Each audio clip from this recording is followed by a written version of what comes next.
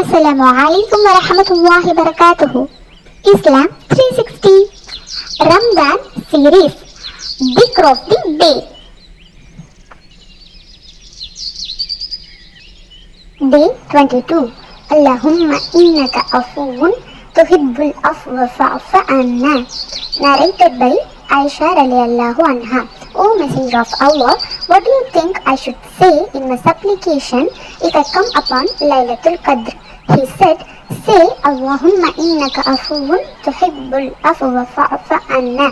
O Allah, you are forgiving and love forgiveness, so forgive me. Ibn Majah 3850.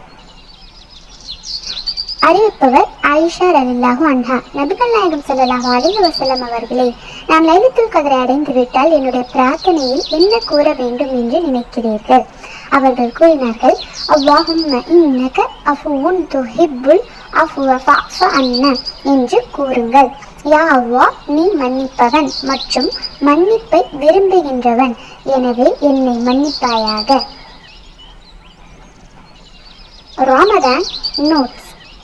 நபி அவர்கள் அல்லாஹ் மரணிக்க செய்யும் வரை ரமலான் மாதம் கடைசி 10 ஈத்திகாஃப் இருந்தார்கள்.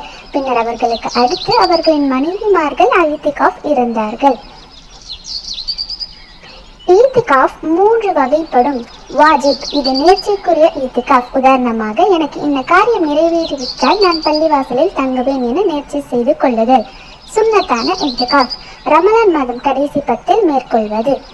முஸ்தஹபான ஈத்திகாஃப். Itikaf was observed by Prophet ﷺ in the last 10 days of Ramadan until his life was taken by Allah. Then their wives followed them. Narrated by Aisha radiallahu anha. Jazakallah khair.